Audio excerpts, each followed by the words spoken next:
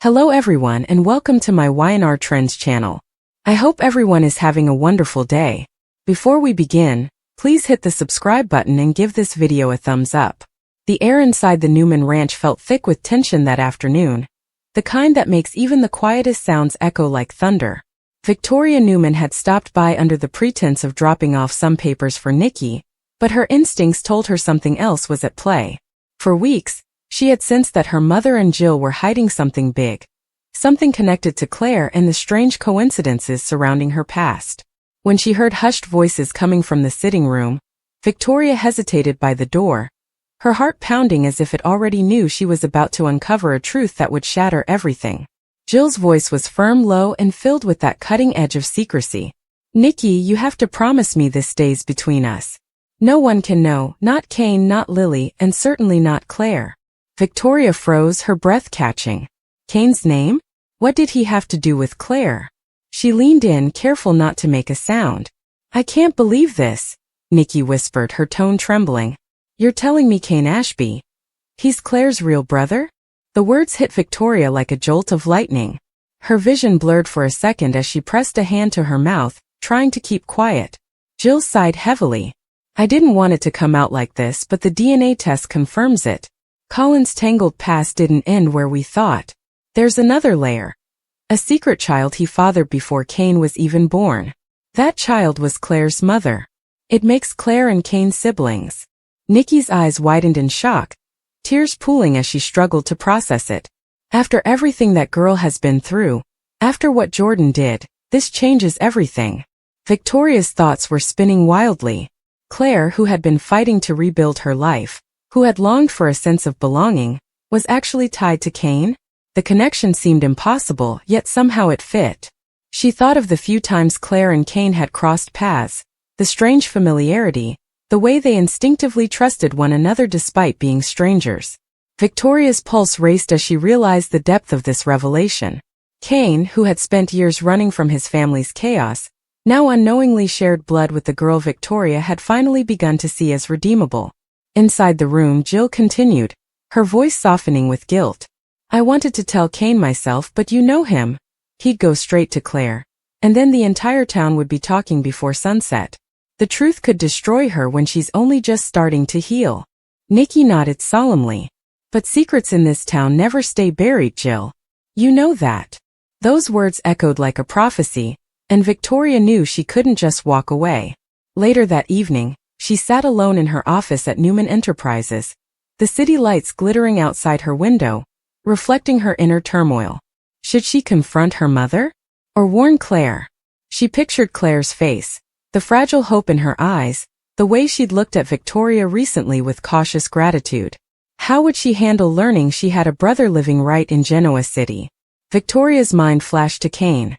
Steady, conflicted, always trying to be the hero despite his flaws. How would he react when the truth finally broke? He'd been through so much with Lily, the twins, and his own fractured identity. This could change everything for him too. She took a shaky breath, knowing the weight of this secret might destroy relationships on every side. The next day, Victoria saw Claire at society, sitting by herself with a notebook. Claire had been journaling a lot lately, processing her trauma and trying to rebuild a sense of who she was.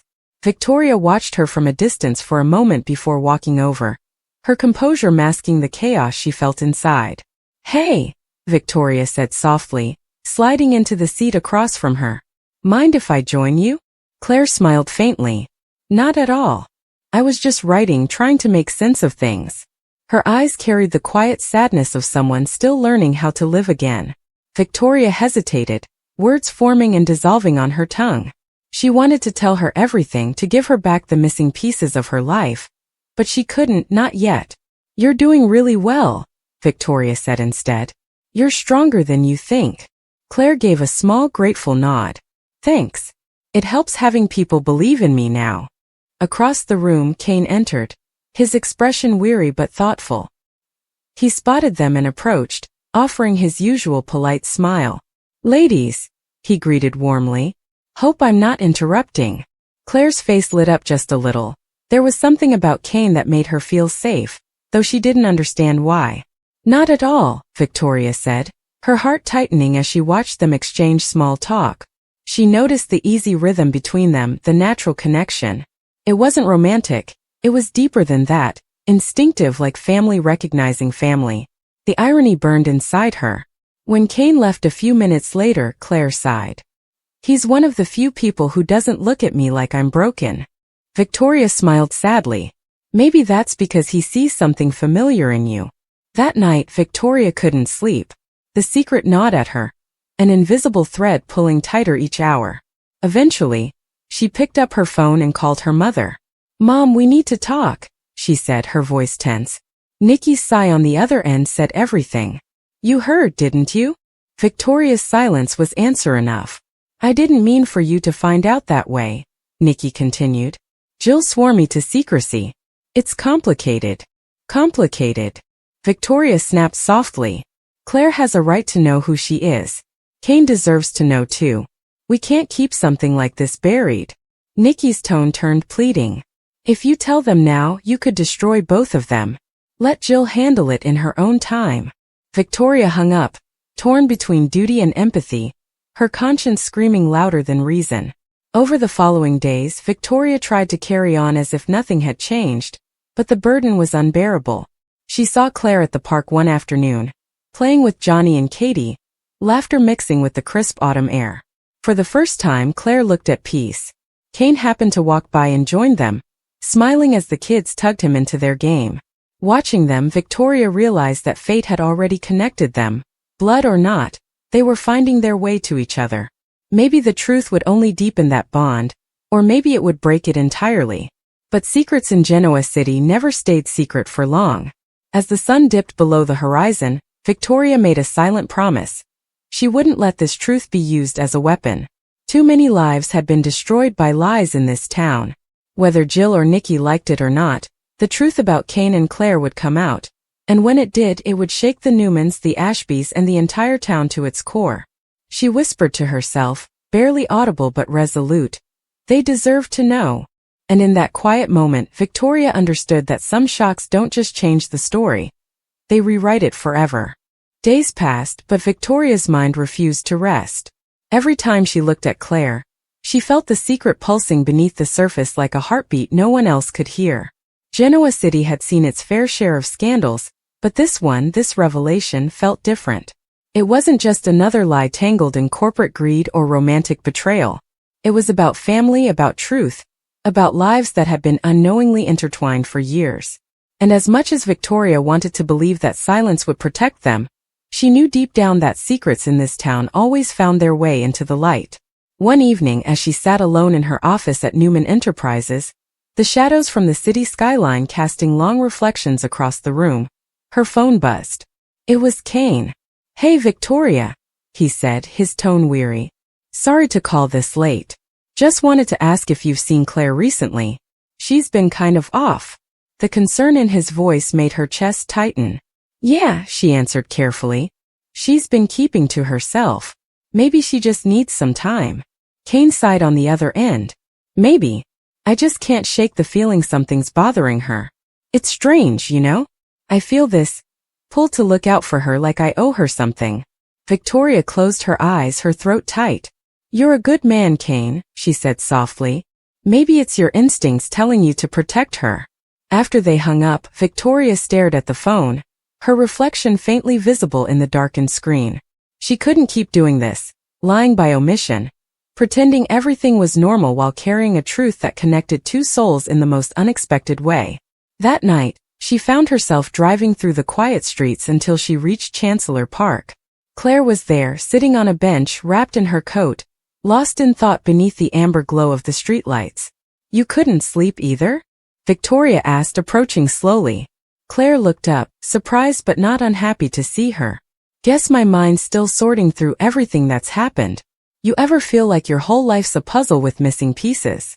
Victoria sat beside her, her breath visible in the cool air. "More times than I can count," she admitted. Claire smiled faintly. "At least you know where you come from. I'm still trying to figure out who I even am." Those words cut through Victoria like a blade. She wanted to reach out and tell her everything, that her search was over, that she wasn't alone in the world anymore. But she couldn't. The timing was wrong, and the truth, as freeing as it could be, was also explosive. She placed a hand gently on Claire's shoulder instead. "You're stronger than your past, Claire. You don't need to have all the answers to move forward." Claire nodded, her eyes glistening. "Thanks, Victoria. You've been more of a family to me than I ever expected." The sincerity in her voice broke Victoria's heart. She forced a smile, masking the tears threatening to spill. "You already have a family," she whispered under her breath, too quiet for Claire to hear. The next morning, Jill arrived unannounced at Victoria's office, wearing her trademark expression of impatience mixed with authority. "We need to talk," she said curtly, closing the door behind her. "You overheard me and Nikki, didn't you?" Victoria didn't bother denying it. "I did," she said firmly. "And I don't know how you can justify keeping something like that from them." Jill threw her hands up. "Because timing matters, Victoria. Kane's barely stable after everything that's happened with Lily, and Claire, she's hanging by a thread. If this comes out wrong, it'll destroy them both." Victoria crossed her arms, anger simmering. "They deserve the truth, Jill. You can't control how people react forever." Jill's eyes softened for a brief moment. "I'm not trying to control them, I'm trying to protect them. Colin's legacy of lies already ruined too many lives. If Kane finds out he's been lied to again, especially about something this personal, he'll lose it. And Claire? She's just starting to believe she's more than her trauma. I'm begging you, let me handle it my way." Victoria didn't respond right away. She understood Jill's reasoning, but the moral weight of hiding the truth still felt unbearable. "Fine," she said finally, her voice quiet but firm. "But if this secret blows up, and it will, I won't be the one cleaning up the mess." Jill nodded, knowing she was fighting against the inevitable. As she left, Victoria exhaled slowly, feeling like every choice she made was wrong. Meanwhile, Kane had his own questions swirling. That strange sense of connection to Claire kept haunting him, especially after running into her again at Crimson Lights a few days later.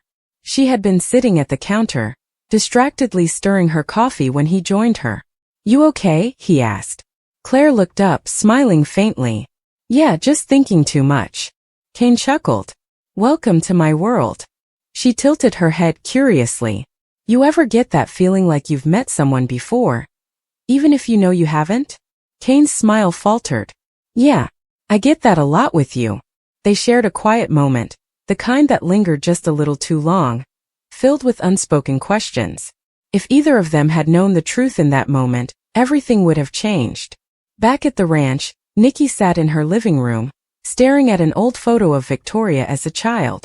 She had promised Jill to stay silent, but her guilt was eating her alive.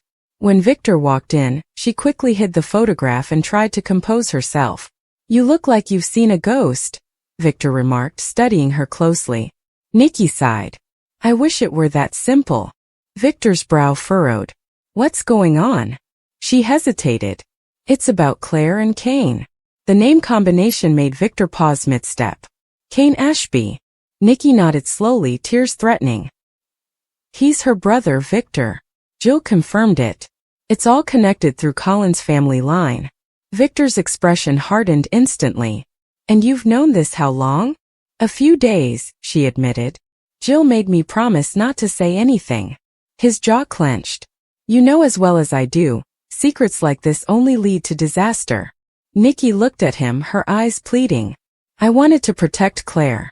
She's been through enough." Victor softened slightly but shook his head. "The truth always comes out, my love. Always." As the days stretched on, word began to spread, quietly at first, in whispers among those who always seemed to know too much. It started with a lab technician at Memorial Hospital, who mentioned an unusual DNA match to a friend. Then that friend spoke to someone connected to Chancellor Winters. Within a week, the rumor mill had started to churn. Kane was the first to hear it from someone outside the circle, Devon of all people. "I don't know if it's true," Devon said cautiously, "but someone said you and Claire Grace might share DNA." Kane laughed it off at first, assuming it was another wild Genoa City rumor. But later that night, when he looked at himself in the mirror, he couldn't shake the image of Claire's eyes, those same piercing shades of blue he saw in his own reflection. Meanwhile, Victoria knew it was only a matter of time. When the truth broke, it would be chaos, emotional, raw, unstoppable. And she'd be caught in the middle of it all, both guilty and vindicated. She stood by her office window, the weight of the storm she couldn't stop pressing down on her chest. Outside, rain began to fall, streaking the glass like tears. "It's coming," she whispered to herself. "And no one's ready." The storm hit Genoa City the following evening, both literally and figuratively. Dark clouds rolled over the skyline, and the first heavy drops of rain pattered against the windows of the Newman mansion. Victoria paced her office, phone in hand, as though it were a lifeline tethering her to a sense of control she no longer possessed. She had tried to focus on work, but her mind kept drifting to Claire and Kane, to the secret that would soon explode and change everything. She thought of Jill, sitting somewhere, determined to orchestrate the reveal in her own careful way, and Nikki, who was torn between loyalty and guilt. Victoria clenched her fists. They were all adults, but in Genoa City, adulthood never seemed to protect anyone from heartbreak. Meanwhile, Kane was restless. He had spent the afternoon at Chancellor Winter's, trying to distract himself with work, but nothing could shake the growing sense that something fundamental had shifted. He thought about Claire. The mysterious connection that had first intrigued him now felt like an invisible thread pulling him into a story he didn't yet understand. He remembered her smile, the way she carried herself despite her pain, and he realized that if the rumors were true, the bond he felt was more than instinct. It was familial, though the idea seemed impossible. When he returned home to his loft, he found Lily waiting, worried and wary. "Kane, you've been distant lately. What's going on?" Kane ran a hand through his hair, frustrated. "I can't explain it yet. It's complicated." Lily frowned. "You know you can tell me anything." Kane sighed. "I know, but it's bigger than either of us. And it's not even confirmed yet." The tension between them was palpable, a delicate balance of truth and fear hovering over their heads. At the same time, Claire had returned home after spending the day at the park, still thinking about her conversation with Victoria. She had felt a warmth in Victoria's words, a reassurance that maybe she wasn't as alone as she had believed. But the subtle anxiety in Victoria's eyes didn't escape her. There was something unspoken, something powerful simmering just beneath the surface. Claire didn't know what it was yet, but instinctively she knew that the quiet moments she cherished could vanish at any second. Her mind drifted to Kane as well, the mysterious man who seemed to appear at exactly the right moment, almost as if fate itself had placed him in her path. The idea that he might be more than a friend, more than a protector, began to take root, though she didn't yet know the truth. That night, Victoria could no longer bear the waiting. She decided to drive to Jill's home, needing answers, needing reassurance that the careful plan Jill had promised would work. The rain had turned the streets slick, reflections of neon signs dancing across puddles as she maneuvered through traffic.